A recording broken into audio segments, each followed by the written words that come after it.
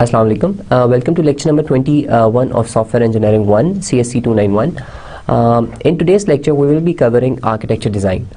And we will just have a quick recap of what we covered in our previous lecture on Introduction to Design.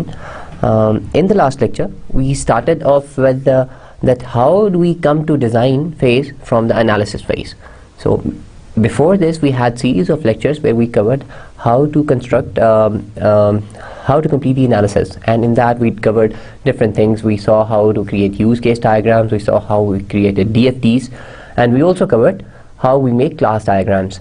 Now we will, in the last lecture when we discussed this introduction to design, we saw that the different diagrams that we have made in the analysis phase, they are used and they are translated into software design. And on the basis of that, we saw that there are different design models that we can create. We can have component level design, we can have architecture design, we can have user interface design, and we can have data or class design. And all these different design models, they use those analysis artifacts that we created in the analysis phase in one way or the other. For example, when we create the architecture design, we will use the class diagrams. Similarly, when we create the user interface design, we will take some knowledge or take some information from the use case diagrams, because use cases, they tell us how the users, they interact with the with the application or with the product that we are going to make. Then we also saw some of the characteristics of good design. Okay, we saw that we should have the design should be cohesive, or the design components that we create, they should be cohesive, and one design component should be responsible for one kind of functionality. Okay, and the coupling between different design components, okay, it should be minimum. Okay, we know that when we create design or when we create a software application, then different classes or different components, they need to communicate with each other, but we want to reduce that. Okay, and then following that, we covered some design concepts, okay, where we saw what do we mean by abstraction, what do we mean by information hiding, and we covered those different kind of things. From today, we will be covering the different design models that we introduced in this previous lecture. So in today's lecture, we'll be covering architecture design, and the focus of the architecture design, as the name suggests, that we want to establish that how to create the overall structure of a software. Okay, it's similar to when we say that we want to create an architecture of a house or a building, because that architecture design of a house or a building, or in this case a software, it basically ensures that whether the product that we are going to make, it will be good or bad. Okay, so there is a lot of emphasis being put on this architecture design, and a good design would mean that the product would be successful, and the bad design would mean otherwise. Okay, so what are our objectives today? We will introduce architecture design and to discuss its importance, to explain why multiple models are required to document a software architecture, to describe types of architecture models that may be used, to describe how domain-specific reference models may be used as a basis for product lines, and to compare software architectures. Okay, so the following topics will be covered in today's lecture. We will have system structuring.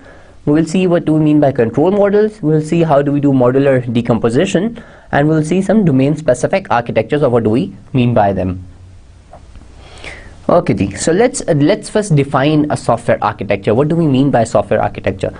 So the design process for identifying the subsystems making up a system, and the framework for subsystem control and communication is architecture design. Okay, so it's saying that, for example, this is the whole application that we are going to make.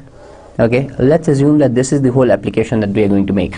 Now the process by which we identify or decompose this whole product into these boxes, okay, or we are calling them subsystems, okay, and the process with which they communicate with each other, okay, because when this product is going to work, then these components, they would have to communicate with each other. So the communication and how these subsystems are controlled, the mechanism for that, and the decomposition of a system into the subsystem is architecture design. Okay, the output of this design process is a description of the software architecture. So when we have this kind of a diagram, then this is a software architecture. Okay, and we need to be very careful when we are doing this decomposition into subsystem, and we need to keep in our mind the good design principles that we covered in our previous lecture.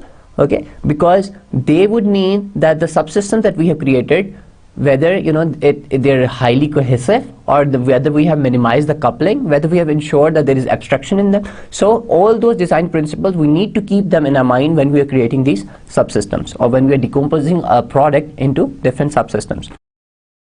Okay, so architecture design, what is it? An early stage of that is system design process. Okay, this is what we saw in our previous lecture as well, that architecture design is the first design diagram or first design artifact that we produce. The reason is because when we create this architecture design, or when we begin the design stage of any project, then we start with a high level of abstraction. Okay, because we do not have a lot of information about the product, so we start with very high level design. So architecture design is the first step in creating the design of the product. Okay, it represents the link between the specification and the design processes. Okay, often carried out in parallel with some specification activities. Okay, this is very important. We saw that one of the process models that we covered, it was waterfall model, and waterfall model said that we finish the requirements and then we do the design and then we do implementation, testing and deployment, whereas we saw in real life that is not the case. Okay, so we saw that at the time we are gathering requirements, we also do some designing, we can also do some implementation, and some testing might follow. So basically the things, they are not happening in a sequence. Most of the things, they are happening in parallel.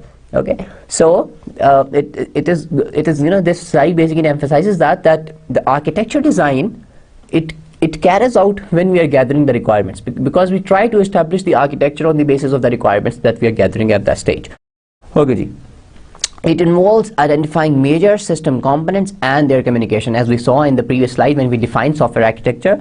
Then what does it involve? It involves how do we decompose a major system into subsystems and the way they will communicate. That establishes the software architecture.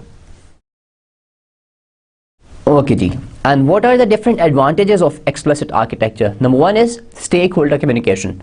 Okay, how is that? Because when we have an architecture diagram, that can be used to communicate it with the stakeholders. Okay, so architecture may be used as a focus of discussion by system stakeholders. Okay, because that is very interesting, that we said that the architecture design that can be carried out when we are at the specification stage. Okay, and then we are saying that this can be used as a point of discussion with the different stakeholders. Why? Because when you have something like that, when you have this structure, then you can use it when you are negotiating with the customer, you can use it when you are presenting something to the customer, because then he would have a better idea that how you are decomposing the product into different modules and how you are going to develop a certain system. Okay, and next advantage is system analysis. Okay, so it means that the analysis of whether the system can meet its non-functional requirement.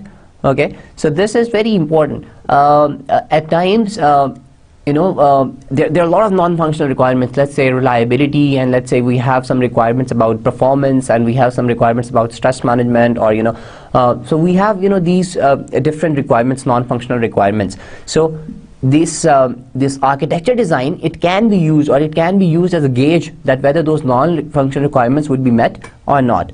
Okay, then comes the large-scale reuse. The architecture may be reusable across a range of systems. For example, you must have heard client-server architecture.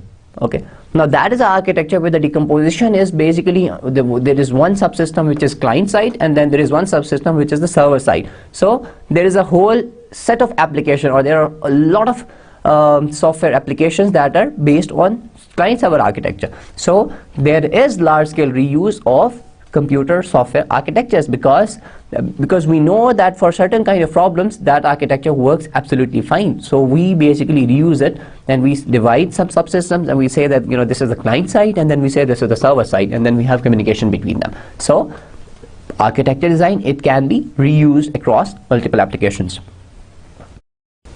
Okay, we have seen different advantages of the architecture design. Now let's see what is involved in architecture design process. We have system structuring, and we have already covered that we decompose the system into various subsystems or various modules, and we identify how different subsystems they will communicate with each other. Okay, so we have system structuring, and we saw in our introductory lectures of software engineering, and we discussed analysis as well, that one of the purpose of software engineering is that we want to decompose our system into smaller subsystems. Okay, the reason is that when we have smaller subsystems, they are more manageable. Okay, so architecture design that does it for us. Because why? Because we decompose the product into various subsystems. Then there is control modeling.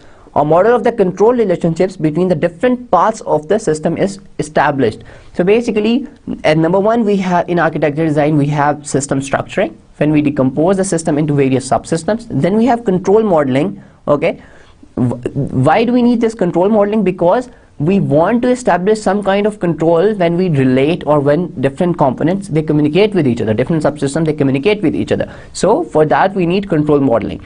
And then finally we have modular decomposition. The identified subsystems are decomposed into modules. So there is a hierarchy now. If you can see, there is a hierarchy. How? Because at the topmost level, let's say we have this system that we have to design. Okay, then what we do, we decompose it into various, let's call it subsystem 1, and we have subsystem 2, and so on and so forth. We have, let's say, subsystem N. So we have decomposed our system into various subsystems, and when we say modular decomposition, then we decompose this different subsystems into different modules, and we call it, let's say, module 1, module 2, and so on and so forth. So you can see, when we create this architecture design, then we get a hierarchy. Okay, and why it is beneficial? Because we are decomposing the product into, we get new levels of decomposition. We have subsystems and we have modules, and which makes the product, or which makes developing a product more manageable.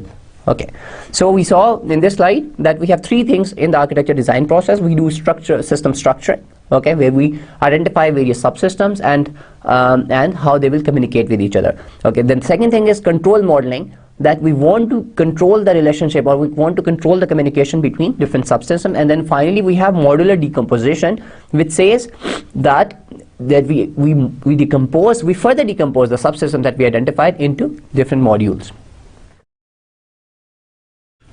So let's differentiate that what is a subsystem and what is a module. A subsystem is a system in its own right, whose operation is independent of the services provided by other subsystems. Okay, this is a very important difference that we should make at this stage. That when we say subsystem, okay, then it means that this is something which is independent from other subsystems. Okay, and okay, example is that let's say we create two subsystems. We have one subsystem which is HR, and let's say the other one is finance. Okay, and now our assumption is that this HR subsystem, it basically takes in attendance, it takes in the employee names, and it takes in their basic salaries, and then it produces some things. Okay, and we are assuming that this HR subsystem, that is totally independent of this finance subsystem. And similarly, we say that the finance subsystem, that is totally independent of the HR subsystem, and it does some functionality, or it provides some functionality. So we say that these two are subsystems, and when we create the whole system, we will combine them and say, okay, this is the whole system.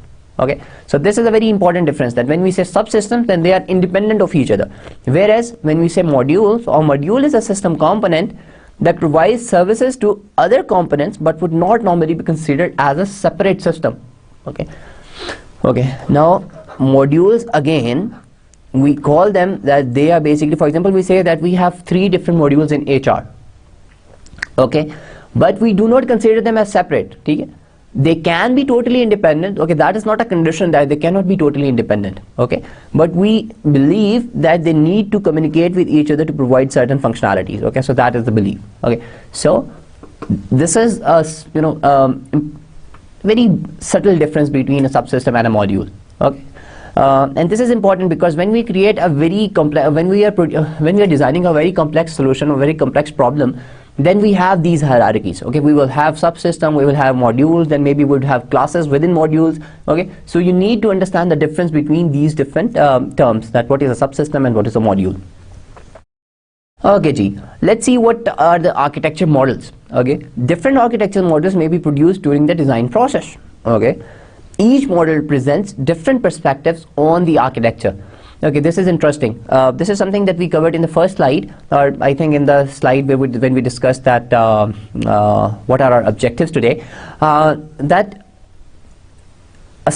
we cannot say that the architecture design is just one diagram. Okay, and we say that different diagrams may be produced to actually present or represent software architecture. Okay, so we'll see how do we produce these different architecture models at different stages of the design. Okay ji.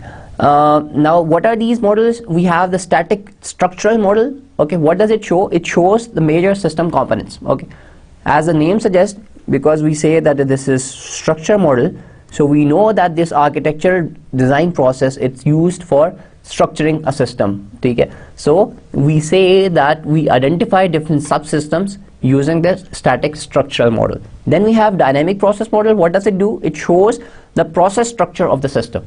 Okay, it shows that how different components or how different subsystems they will communicate with each other. Then we have this interface model that defines basically the subsystem interfaces along with the dynamic process model. Okay, then we have the relationship model such as the data flow model. So we saw that within, or when we say that we create the architecture design, then it basically consists of various kind of models. We have the static structure model, we have the dynamic process model, okay, which shows the process structure of the system. We have the interface model that defines the interfaces of different subsystems. Then we have the relationship model such as the data flow model between those subsystems that we have identified. So what we are doing here is, if you kind of look at these different models, then we are adding some new information to these each new model.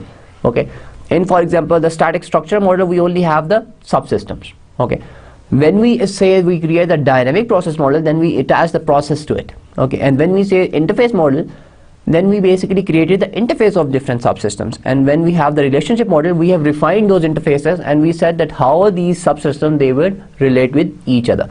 So in these different models, we are annotating our architecture, we are producing something new. This is important to establish here. Okay ji. And how do we define the architecture styles? Okay, the architecture model of a system may conform to a generic architecture model or a style. Okay, जिससे हमने पहले बात की कि client server architecture, that is I think an architecture style. Okay, and awareness of these styles can simplify the problem of defining system architecture. Okay, however, most large scale systems are heterogeneous and do not follow a single architecture style. Okay, this is there are few important things here. That first of all, we need to have knowledge of different architecture styles that are being used. The reason is because if we can reuse some architecture style, that would save us our time. Okay, because it would become very easy for us to establish that what is the overall structure of the system. Because if we don't have knowledge of those architecture styles, then we cannot produce a good architecture design. Secondly, it is important to establish that when we are creating a large scale system, okay, then it will be a heterogeneous system. It is very difficult to apply one architectural style to the whole system. Okay, so we need to establish that this was basically it will be a heterogeneous system and it may not follow one architecture style. Okay ji. Then what are the architecture attributes? Okay, number one is performance. Okay, and how do we attain performance? Localize operation to minimize subsystem communication. Okay, and this is related to again one of those design principles where we said that different components or different subsystems they should be cohesive. Okay, and one subsystem it should be responsible for one kind of functionality, because that would ensure that all the functions are local to that subsystem. Okay, and it need not to communicate with other subsystems to perform something. So performance is an important attribute of good architecture design. Then we say security. Okay, how do we establish security? It says use a layered architecture with critical assets and inner layers. Okay, then we have safety. Isolate safety critical components. Okay, how can we isolate those safety critical components?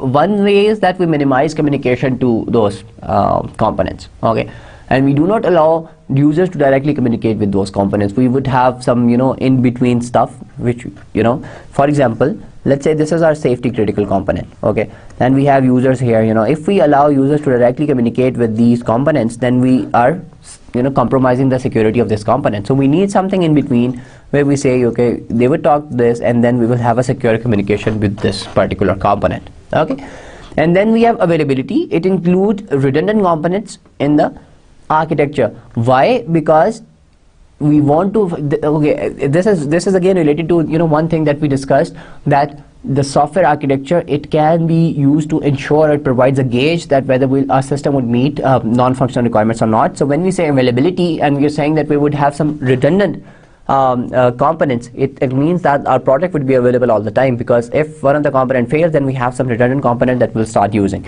Okay, then we have maintainability. Use fine-grained self-contained components. Okay, if we have those self-contained components which are independent of each other, then we will say that our product is maintainable. Okay, whereas if we have lot of communication between different subsystems or different components, then we cannot ensure that. Okay, so we saw what are the different attributes of a good architecture. We say that the performance is one of the attributes. Then we have security, safety, availability, and maintainability. Okay, ji. Now let's see how do we structure a system, because we said an architecture design process, it consists of system structuring, it consists of control models, and the third thing was, so there were basically three things: system structuring, and then we do where we identify different subsystems. Then we have the control modeling, where we basically establish that how different the relationship that exists between different components, how we would control those relationships. So let's see what do we mean by system structuring. Okay, ji. It is concerned with decomposing the system into interacting subsystems. Okay, the architecture design is normally expressed as a block diagram presenting an overview of the system structure. ठीक है, जैसे हमने पहले भी कहा था कि आपका जो आर्किटेक्चर डिजाइन होगा, it's normally a block, consist of it's a block diagram. ठीक है, वेयर आप जहाँ पे आपने डिफरेंट ये सब सिस्टम आइडेंटिफाई की, and you will identify how they will communicate with each other. More specific models showing how subsystems share data, are distributed and interface with each other may also be developed. जैसा आपने देखा कि architecture model के there are different architecture models that we produce. एक हमने कहा था static system architecture होता है, फिर हमारा होता है जिसके अंदर हम process attach कर देते हैं, फिर एक होता है जिसके अंदर हम interface model जिसके अंदर हम interfaces associate कर देते हैं. So basically when we create the architecture design, we have this different models that we produce when we say we are creating the architecture design of the product. Okay, now this is an example of a again, this example is taken from Ian Somerville, and the chapter number is 10, it basically from 6th edition. Now these are the different subsystems in this packing report control system. Now what is the subsystem? Number one, we have this vision system, okay, and we have object identification system, we have arm controller, we have gripper controller, we have packaging selection system, we have packing system, and we have conveyor controller. Okay, so this is an example of a software which is basically for a robot that packs. Now we say that we have identified these subsystems for this whole system, okay, and one such system is vision system, okay? And vision system, that is connected to object identification system, and that is also connected to this arm controller and gripper controller, okay. Then the object identification system, that is connected to these two components, ठीक है, जिसको हमने कह दिया group कर दिया हमने arm controller को और ग्रिपर कंट्रोलर को. And object identification is also connected to this packing system and packaging selection system. Okay जी, and then this packing system that is connected to these two subsystems which are arm controller and gripper controller. So this diagram, it represents how we do the structure, or how we identify different structures, or how we identify different subsystems. So this is system structuring. Here if you see that we have not associated a lot of information that how or what kind of data is passed between these different components. Okay, we just know that these different components, these different subsystems, they communicate with each other to make this overall system. Okay, so this is just a block diagram representing that there are different subsystems in the product and they need to talk to each other to provide the overall functionality. Okay जी, then we have the repository model. Subsystems must exchange data. ठीक है, जैसा हमने पहले भी कहा कि जो पिछली डायग्राम है, it does not represent that how data is flowing between different components. Okay, now how do these components share data? It can be done in two ways. Number one is shared data. ठीक है, उसके अंदर क्या करते हैं, shared data is held in the central database or repository and may be accessed by all subsystems. Each subsystem maintain its own database and passes data explicitly to other sub. अब ये देखें, इसके अंदर दो तरह के आर्किटेक्चर है. एक तो ये अज्यूम कर रहा है कि जी हमारे पास एक सेंट्रल डाटाबेस है, ठीक है, और सारे के सारे जो भी हमारे ये कंपोनेंट्स है ना, whenever they need to access data, तो basically they communicate with this, ठीक है, okay, and that's how the communication is done, ठीक है. The other thing is that each component or each subsystem, they have its own database, ठीक है. तो whenever they need to get access some data, तो वो अपने database से access करते हैं और उसको use करते हैं। ओके जी, and when large amounts of data are to be shared, the repository model of sharing is most commonly used. Okay, this is kind of understandable as well कि जब आपके डाटा की यूजेज बहुत ज़्यादा हो, ठीक है, this is what is preferred in the industry. जब भी आपकी लार्ज और कॉम्प्लेक्स प्रॉब्लम्स को आप डिज़ाइन कर रहे होते हैं, ठीक है, तो you try to create one central repository of data, ठीक है। द रीज़न इज जब भी आपकी डाटा की शेयरिंग बहुत ज़्यादा है, ठीक है, हर कंपोनेंट ने एक ही तरह का डाटा को एक्सेस करना है, तो उनके अपने डाटाबेस को अगर वो अपने अंदर डाटाबेस रखेंगे तो it would create lot of duplication as well. So it's better to have one central repository where you have all the data and then all the components they communicate with the central repository to access the data. So we saw there are two kinds of models to share the data between different components. One is the shared data and the other one is that each subsystem they maintain their own database. Okay ji. Okay, so this is again if you create any software architecture using computer aided software engineering. So case by case I need to identify what case is. So by case we mean it's computer aided software engineering.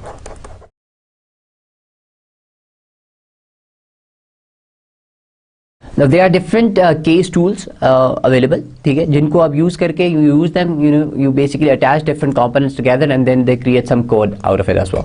Okay जी, so what is normally done is that you have design editors, जहाँ पे आप कहते हैं जी ये मेरे main subsystems हैं और ये इस तरह से आप इसमें communicate करेंगे, ठीक है, and then you have a project repository, ठीक है, you have a design translator, you have a design analyzer and we have a report generator, ठीक है। अगर आप इन सारी चीज़ों को देखें तो they have a two way communication with this project repository, ठीक है। तो by using these different things you create a project, ठीक है, and you can also create जब आप डिज़ाइन एडिटर से फॉर एग्जांपल यू से कि you my solution would have these sub systems and you identify using this design editor, ठीक है, कि how they will communicate with each other, तो this you can use it can also generate some code. Okay, so we have seen that there are two kind of repository models. That in one we have the shared data, okay, where all the subsystems they go to a shared repository and then they access the data, and the other one is where we say that each subsystem they maintain their own database. Okay, let's see what are the different advantages of these repository model.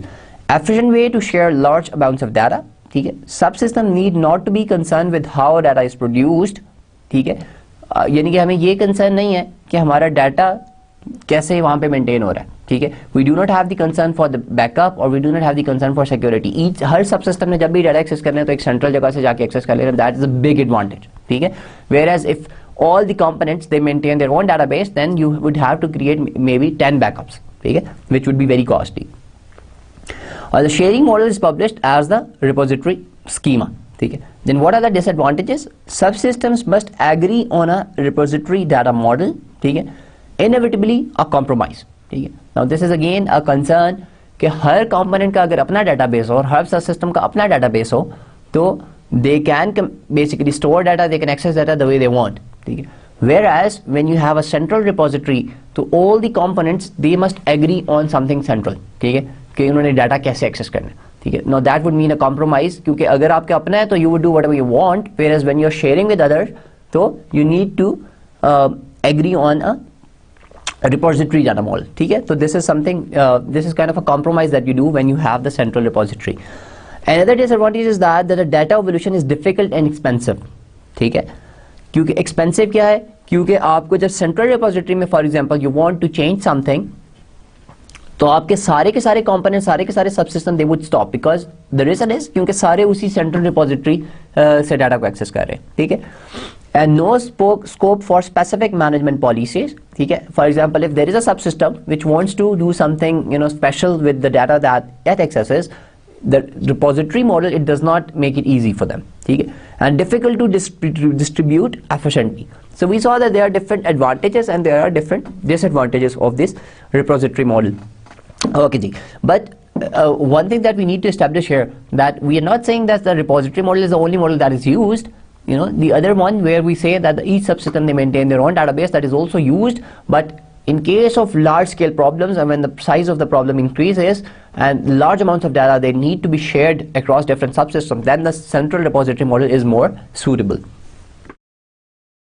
Okay ji, now let's look at one of the very famous architecture styles which we call the client server architecture. Okay, it's a distributed system model which shows how data and processing is distributed across a range of components. Okay, and then we have what we have here is कि हम ये कहते हैं कि एक हमारी client side है, okay, और एक हमारी server side है.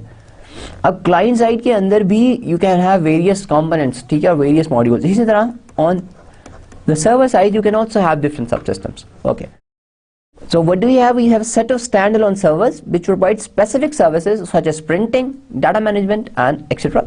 Set of clients which call on these services, ठीक है, and the network which allows client to access servers.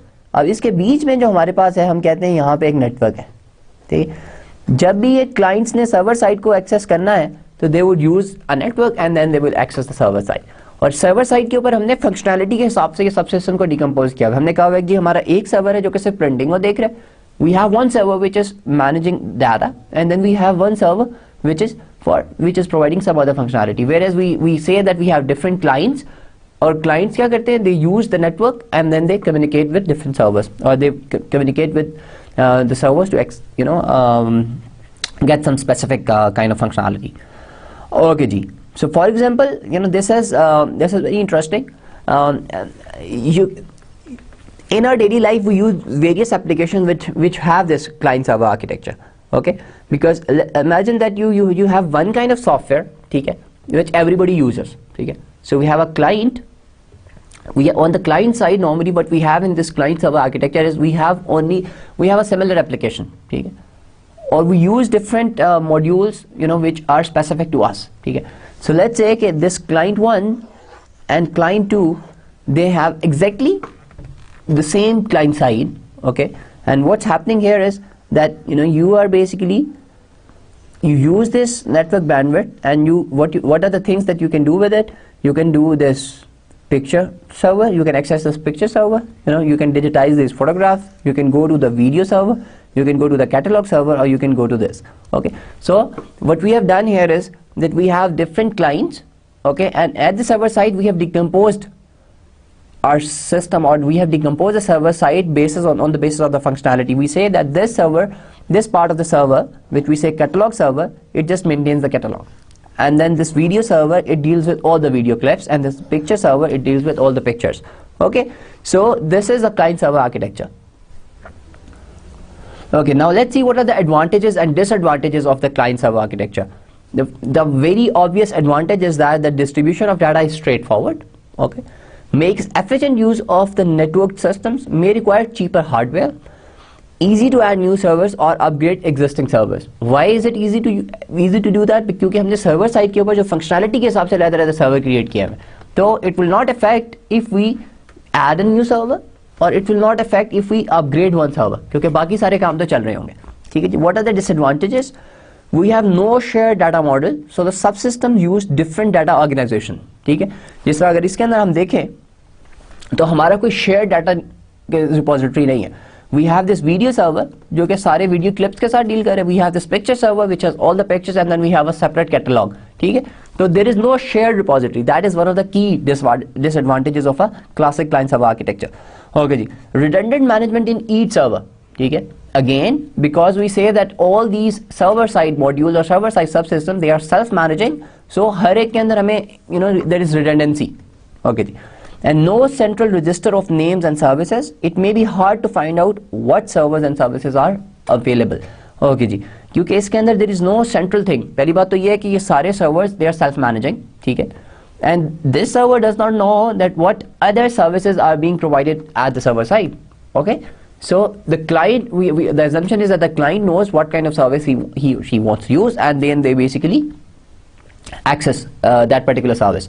Okay, so this is one of the another disadvantage. Okay ji.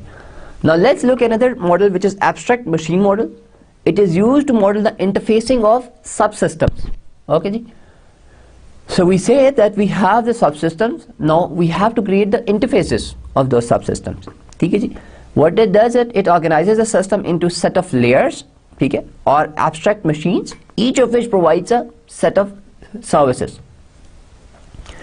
It supports the incremental development of subsystems in different layers. When a layer interface changes, only the adjacent layer is affected, ठीक है, and however often difficult to structure system in this way.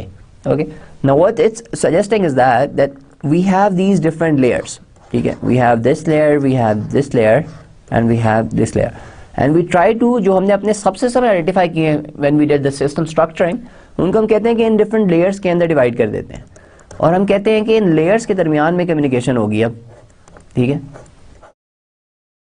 इसका फायदा क्या होगा कि जब भी इनके इंटरफेसेस चेंज होंगे, ठीक है,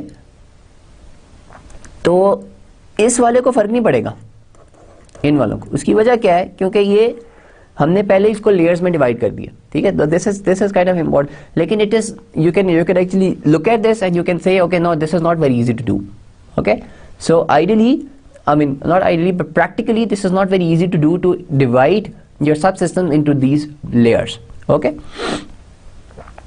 So what we have here is, we say that we have this operating system, ठीक है, we have this database system, we have this object management, and then you have this version management, okay. Now that's how you kind of, अब इसमें होगा क्या कि if there is a change in interface here, तो ये बाकी वाले के इंटरफेस को फर्क नहीं पड़ेगा। उसकी वजह क्या है, क्योंकि only they know how they would communicate with each other. इसी तरह when we have say this object management and database management, तो only at this point this will be affected, okay, and the others would not be affected. Again the reason is क्योंकि हमने इसको layers के अंदर divide कर दिया हुआ है, okay. Okay ji, next let's see what do we do when we say control model। जहाँ पे हमने कहा था कि जो हम relationships different subsystem के अंदर हमने identify किए हैं, तो we need a control mechanism, ठीक है, that how these different subsystems they will communicate with each other.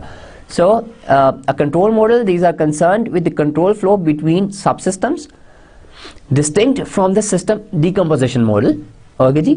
And what do? We have two kinds of control. We have centralized control and we have event based control. In the centralized control, what we do is, one subsystem has overall responsibility for control and starts and stops other subsystems, ठीक है। It's very easy to imagine what we would have in this centralized control model, कि हमने कह दिया जी हमारे सारे subsystem हैं और हमारा एक बीच में सिस्टम है जो कि इन सब को कंट्रोल को मैनेज कर रहा है, ठीक है। यानी कि this subsystem it would ensure कि इस वाले को कब स्टार्ट करना है, कब स्टॉप करना है। So we have a central control, ठीक है। Whereas we have event based control में क्या होगा, each subsystem can respond to externally generated events from other subsystems or the system environment, ठीक है। जिस तरह जितने भी आपके event based शायद सॉफ्टवेयर होते हैं, they use this event based control, ठीक है, कि whatever the user input is, on the basis of it some specific subsystem is basically used, okay. So we have two kind of control models, one we call centralized control model and the other one is event based control model. So in the centralized control, a control subsystem takes responsibility for managing the execution of other subsystems, as we have seen in the previous slide. Okay, we have one central system or the central subsystem which basically controls the execution of all the other subsystems, okay. And within this control or the centralized control model, we have two kinds of models. One is the call return model and the other is manager model. In the call return model, top down subroutine model, where the control starts at the top of a subroutine hierarchy and moves downwards, applicable to sequential systems. इसकी example उसी तरह से कि for example आपका okay, this shows how a call return model would look like, ठीक है, कि you have this main program, ठीक है, और उसके अंदर से there is routine 1, routine 2, routine 3. अब ये जो main program है ये हमारा वो central subsystem है जिसको हम कह सकते हैं, ठीक है। एंड क्योंकि इसके अंदर क्या हो रहा है कि this is essentially controlling when this starts and when this stops, and again this is true for this as well, okay. और आपका कंट्रोल जो है वो हायरार्की के अंदर इट बेसिकली पासेस डाउन। इस तरह आप for these two this is the central subsystem and for these two it is basically ensuring कि कब ये स्टार्ट होंगे कब स्टॉप होंगे, and this is true for 3.1 and 3.2 as well.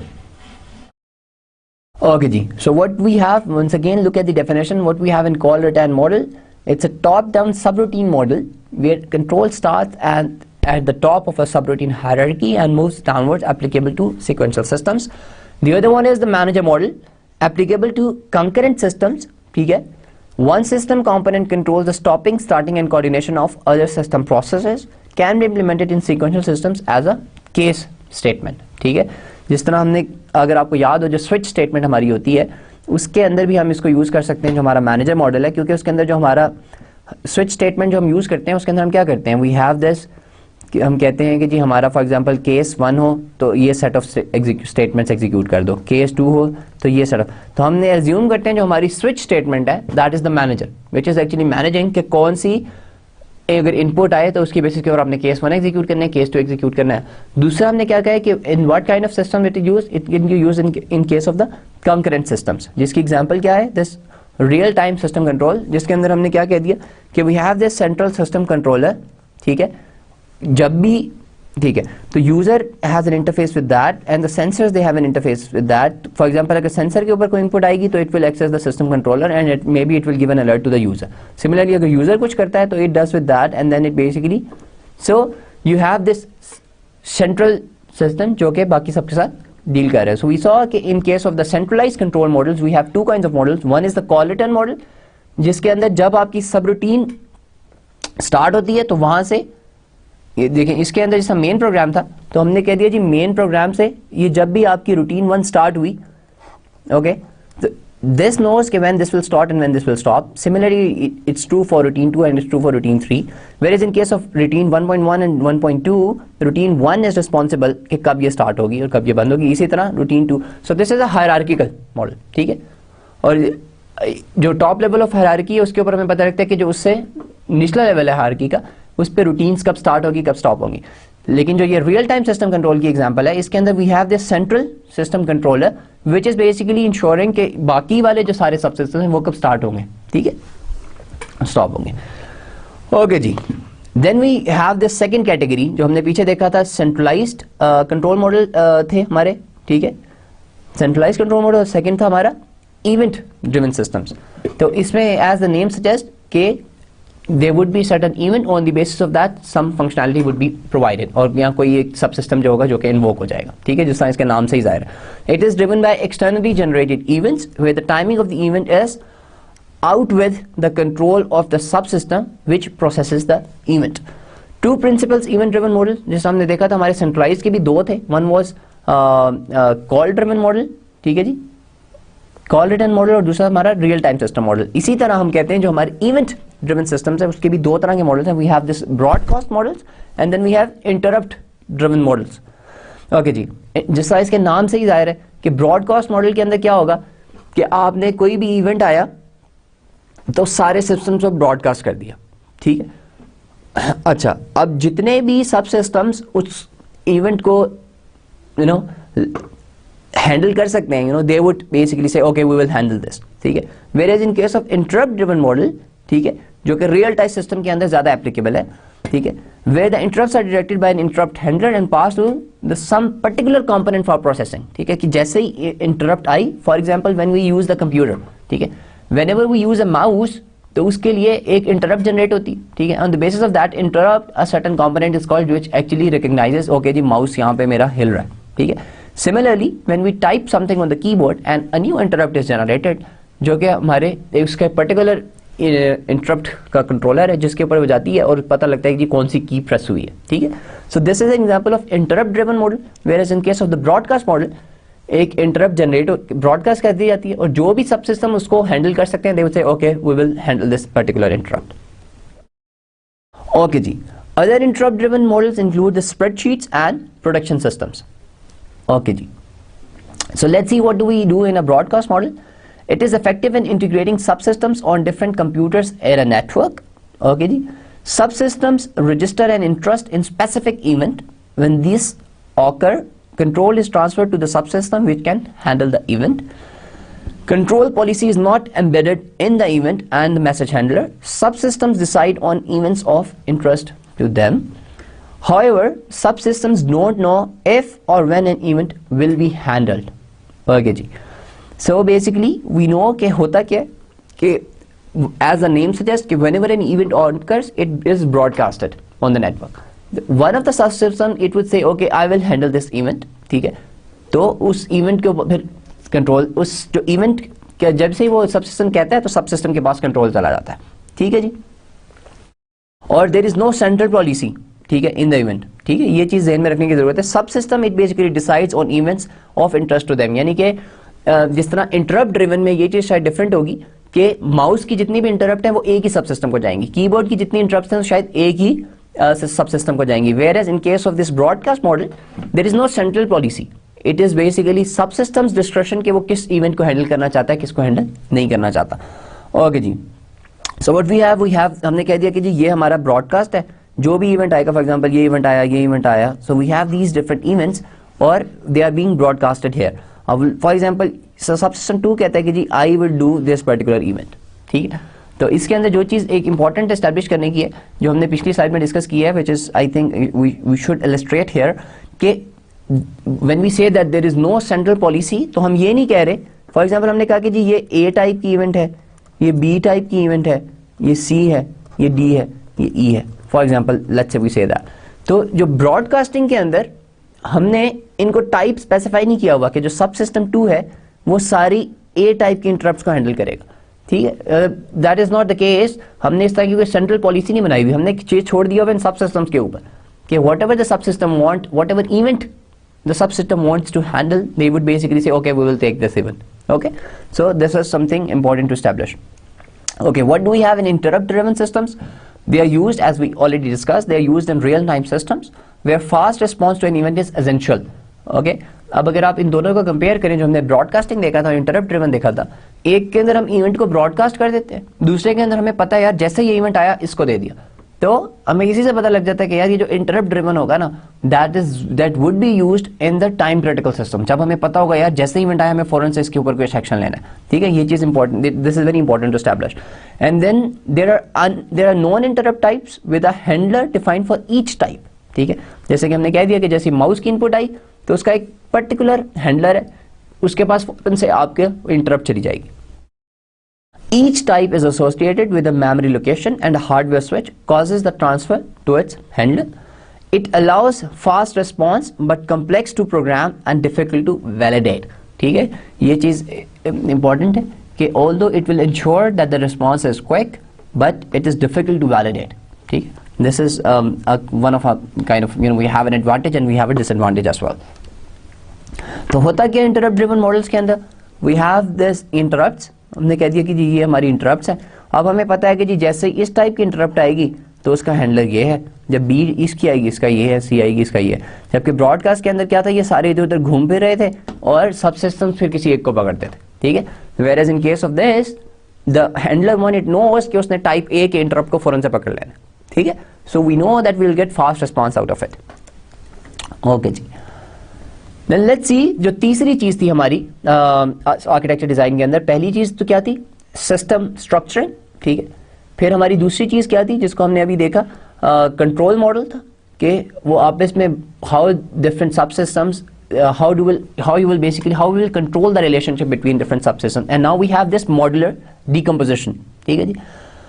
It is another structure level where subsystems are decomposed into modules. जिस हमने कहा था कि हमारे क्या होता है कि we have this main system, हम उसको subsystems के अंदर डिवाइड करते हैं और फिर हर subsystem को हम modules के अंदर डिवाइड करते हैं। तो this modular decomposition is basically used for that, and two modular decomposition models are covered: an object model where the system is decomposed into interacting objects, and a data flow model where the system is decomposed into functional modules which transform inputs to outputs, also known as pipeline model.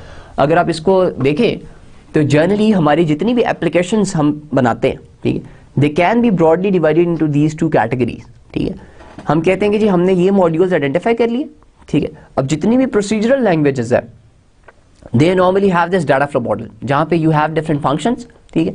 Each function takes certain input and it transforms into certain output, and then you have this other category जिसको हम कहते हैं object oriented model, जिसके अंदर हमने different objects बना देते हैं and then we have communication between different objects, ठीक है।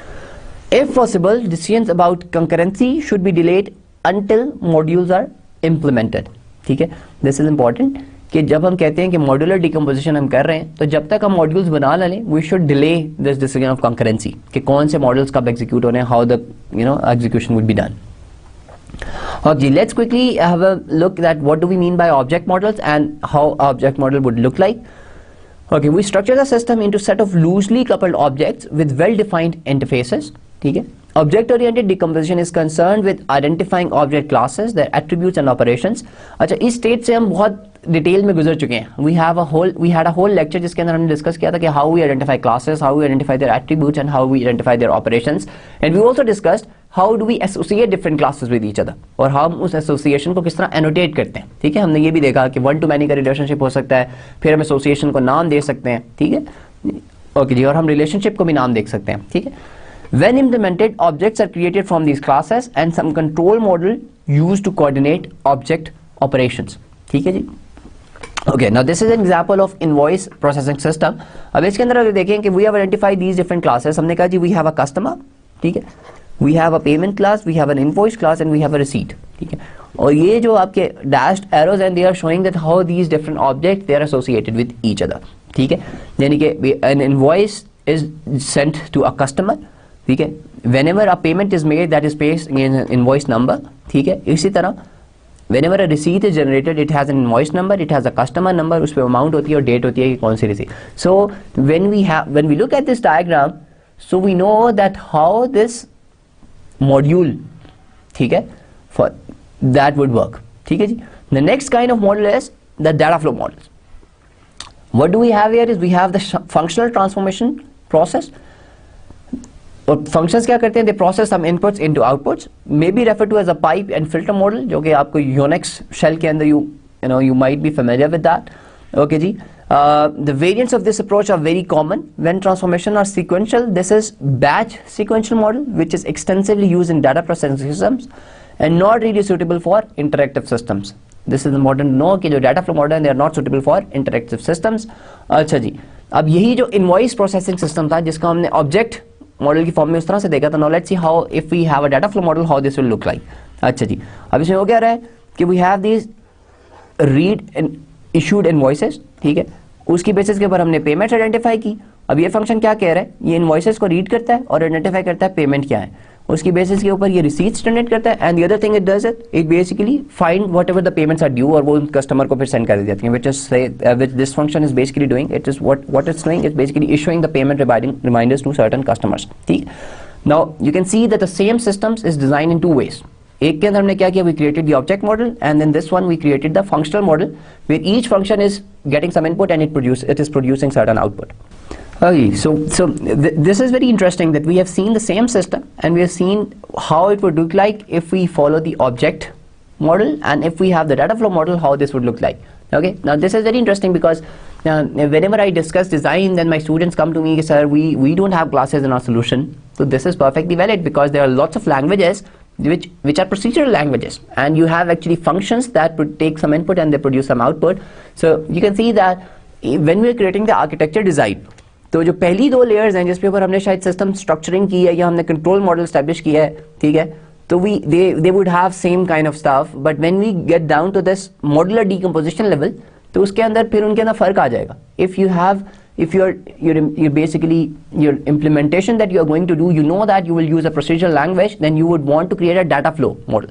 Whereas if you know that your language, for example, you're going to program in Java or C#, so you know you can create some objects, so you would prefer that object model. So we can have, यानी कि जो हमारे पहले जो दो level हैं जिसके ऊपर हमने शायद सिस्टम स्ट्रक्चरिंग की है, यहाँ दूसरे के ऊपर हमने कंट्रोल मॉडल किया है, यहाँ तक तो शायद हम कह दें कि यार एक ही है. लेकिन जो नीचे जाके फिर आपका एक ऑब्जेक्ट मॉडल बन जाता है और एक आपका डाटा फ्लो मॉडल है. तो यहाँ पे भी वैसे तो वी हैव सीन कि कंट्रोल मॉडल के अंदर भी वी कैन यूज डिफरेंट. ठीक है, जिससे हमने देखा कि एक सेंट्रलाइज भी आप यूज कर सकते हैं and then you can use the event driven. ठीक है, तो लेकिन ये this is very implementation specific as well. ये जब हम इस स्टेज के ऊपर आ जाते हैं, जब हम मॉड्यूलर डिकम्पोजिशन की बात करते हैं, तो this is important to establish कि हम सेम सिस्टम को दो तरह से हमने रिप्रेजेंट करके दिखाया कि how this would look like. Okay जी, now this is something that we need to know कि domain specific architectures क्या होते हैं. ठीक है, and we saw this is one of the main topics that we will be covering today. Architecture models which are specific to some application domain. ठीक है, यानी कि हमने कह दिया कि जी इस डोमेन की जितनी भी एप्लीकेशंस होती हैं उनके लिए ये आर्किटेक्चर मॉडल्स हैं, उनको हम कहते हैं डोमेन स्पेसिफिक आर्किटेक्चर्स, ठीक है। There are two types of domain specific models. One is the generic models, which are abstractions from a number of real systems and which encapsulate the principles characteristics of these systems, ठीक है जी। Then we have reference models, which are more abstract idealized model. They provide a means of information about that class of the system or of comparing different architectures, okay जी। Then we have the generic models. They are used generic models are used bottom up models, ठीक है। reference models are top down models। अच्छा, ये जो generic model हम establish करते हैं, हमने कहा है कि जी हमारी कुछ applications है, ठीक है, उनकी फॉर एग्जांपल हमें पता लगा कि यार ये जो सारी एप्लीकेशंस हैं ये एक आर्किटेक्चर यूज़ कर रही हैं, हमने इनसे एक एस्टेब्लिश करके ऊपर एक मॉडल बना लिया जिसको हमने कह दिया जेनेरिक मॉडल है, ठीक है। तो this is a bottom up approach, whereas जो रेफरेंस मॉडल है that's a top down approach, कि हमने एक रेफरेंस मॉडल को यूज़ किया और फिर according to our application we have tweaked it, ठीक है। तो that is the difference, okay जी। Now in the generic model, compiler model is well known example, although other models exist in more specialized application domains. जैसे आपका lexical analyzer है, you have a symbol table, syntax analyzer, syntax tree, semantic analyzer and the code generator. Generic compiler model may be organized according to different architecture models, ठीक है जी, okay जी। अब आपके compiler model के अंदर क्या होता है, you have these different things in it, ठीक है, and you have this system table. Now this is an example of the compiler model which is a generic. जितने भी आपके कंपाइलर्स होते हैं they would basically use this kind of a model, okay जी। Then you have this language processing system, ठीक है, which basically looks like this, okay जी। This is another example of that, okay. Then you have this reference architectures, ठीक है। In the reference models are derived from a study of the application domain rather than from existing systems, ठीक है। Now this is important to establish when we say when we talk about these generic models, तो they are basically produced by looking at different instances, ठीक है, यानी कि हमारी different applications बनी हुई थी, we studied them and then we came up with a generic model. जिस तरह the example that we have discussed, the compiler model, उसके अंदर क्या है कि we saw different compilers and we identified okay कि in each compiler these are the common things. तो हमने उनकी बेसिस के ऊपर एक पूरा architecture, domain specific architecture create कर दिया, जिसे हमने कह दिया कि यार this is the architecture model which is applicable to all the compilers that are out there. Whereas when we say the reference architectures, so in case of the reference architecture we basically follow a bottom we follow a top down approach कि we what we do is we study the application domain, we do not study those individual applications, so that is the difference. May be used as a basis for a system implementation or to compare different systems. It acts as a standard against which systems can be evaluated, ठीक है जी। OSI model is a layered model for communication systems, ठीक है। अब ये OSI model के अंदर you have these layers, ठीक है। अब इसके अंदर we have a physical layer, we have a data link, we have a network, transport, session, presentation and application, ठीक है। अब now this OSI reference model that is created by studying this particular application domain, ठीक है जी, जो कि हमने कह दिया जी कम्युनिकेशन सिस्टम्स के लिए we studied it and we identified कि यार whatever communication system we will use, तो उसके अंदर we can use this reference model, ठीक है। Let's see what are the key points. कि पहली बात तो ये कि the software architecture is responsible for driving a structure model, a control model and a subsystem decomposition model, ठीक है। Okay, जी, so that's it. That's what we will cover in terms of the architecture design. Let's have a summary of what we have covered in today's lecture. So the first thing is that the software architecture is responsible for deriving a structural subsystem model, जिसके अंदर हम structural system model के अंदर क्या करते हैं, we identify, what we do in this, we say that we identify main subsystems. हम अपने बड़े सिस्टम के मेन सबसिस्टम आइडेंटिफाई करते हैं, देन वी से कि we have a control model, ठीक है। So as an architect you are responsible for establishing a control model, ठीक है। And then you have this subsystem decomposition model, ठीक है, जिसके अंदर हमने कहा कि दो तरह की चीजें आप कर सकते हैं, you can either have object model और you can have this data flow model. और इसके अंदर भी हमने कंट्रोल मॉडल के अंदर देखा था, you can have one approach जिसको हम कहते हैं सेंट्रलाइज्ड, भी हो सकती है, या दूसरी आपकी हो सकती है इवेंट ड्रिवन। ओके जी, so large system rarely conform to a single architecture model, जिसको हमने देखा कि जितने भी बड़े सिस्टम्स होते हैं दे आर यूजुअली हेट्रोजीनियस, ठीक है। तो it is very difficult to say कि एक आर्किटेक्चर स्टाइल उस पूरे के पूरे सिस्टम को ऊपर एप्लीकेबल है, ठीक है। So we have actually discussed that. Then another thing is that system decomposition models include repository models and the client server models and abstract machine model, ठीक है। जो आपके सिस्टम तीन तरह के मॉडल्स हैं। One is client server. Client server के अंदर हम क्या करते हैं, we have a client site जिसके ऊपर हम डिफरेंट सब सिस्टम्स बना देते हैं। Then we have a server site. Server site के ऊपर हम क्या करते हैं कि on the basis of functionality we create different servers, ठीक है। एंड वी सॉ कि there are different advantages and different disadvantages of a client server architecture, ठीक है। डिसएडवांटेज सबसे बड़ा क्या था कि ये आपके जितने भी सर्वर्स हैं दे आर सेल्फ मैनेजिंग, ठीक है। तो there is lot of redundancy when it comes to management. Okay जी, और इसी तरह हमने देखा कि हमारे एब्स्ट्रैक्ट मशीन मॉडल्स भी यूज हो सकते हैं सिस्टम डिकम्पोजिशन के अंदर। Then when we talk about control model, उसके अंदर हमने देखा दो तरह के कंट्रोल मैकेनिज्म हो सकते हैं, या तो आपके पास सेंट्रलाइज कंट्रोल हो सकता है या आपका इवेंट ड्रिवन मॉडल हो सकता है। सेंट्रलाइज कंट्रोल के अंदर हमारा एक मेन सबसिस्टम होता है जो कि सारे को स्टार्ट या स्टॉप करा रहा होता है, जबकि इवेंट ड्रिवन के अंदर हमने देखा दो तरह इवेंट्स की बेसिस के ऊपर आप सबसिस्टम को कॉल करते हैं। उसके अंदर भी हमने सब कैटेगरीज बनाई। वन कैटेगरी वाज जिसको हमने कह दिया कि इवेंट आप ब्रॉडकास्ट करते हैं और different subsystem say okay we will handle this event, and then subsystem basically decide on their own that what kind of events they want to handle, ठीक है जी। और दूसरे तरह के इवेंट ड्रिवन मॉडल होते हैं जिसके अंदर आपने एसोसिएट किया होता है कि एक पर्टिकुलर तरह की इंटरप्ट एक ही इंटरप्ट हैंडलर डील करेगा, ठीक है। सो वी सॉ के सिस्टम डिकम्पोजिशन मॉडल के भी हमने दो तरह के मॉडल्स डिस्कस किए। देन वी सॉ के कंट्रोल मॉडल की भी दो तरह की टाइप्स हैं, एक सेंट्रलाइज कंट्रोल है, एक के अंदर इवेंट ड्रिवन कंट्रोल है। Then when we talked about modular decomposition, जिसके अंदर हमने इनवॉइस प्रोसेसिंग सिस्टम देखा, उसके अंदर भी हमने देखा कि दो तरह के मॉडल्स हो सकते हैं, one is the data flow model and the other is object model. Finally we saw कि जो डोमेन स्पेसिफिक आर्किटेक्चर मॉडल्स हैं are abstractions over an application domain, लेकिन दो तरह की अप्रोचेस है। वन आर जेनेरिक मॉडल्स जिसके अंदर हम क्या करते हैं, we study different applications and on the basis of that we establish okay कि ये सारी एप्लीकेशंस के ऊपर एक जेनेरिक मॉडल अप्लाई हुआ है, जिसकी हमने एक एग्जांपल देखी कि कंपाइलर मॉडल जो है, वी स्टडी डिफरेंट कंपाइलर्स, उनकी बेसिस के ऊपर हमने देखा यार हर कंपाइलर के ऊपर उसके अंदर एक लेक्सिकल एनालाइजर होता है, उसके अंदर शायद एक टोकनाइजर होता है। वी एस्टैब्लिश कि एक कंपाइलर मॉडल है जो कि इन सब के ऊपर एप्लीकेबल है। वो हमने कैसे एस्टैब्लिश किया, we studied those applications and then we came up with that. Whereas the other kind of domain specific architecture जो दूसरी टाइप है, उसके अंदर हमने कहा था that's a top down approach। उसके अंदर हम क्या करते हैं, what we do is जिसको हम reference models कहते हैं, उसके अंदर we study the application domain, जिस तरह के communication systems की domain है, उसके लिए we came up with that OSI reference model, ठीक है।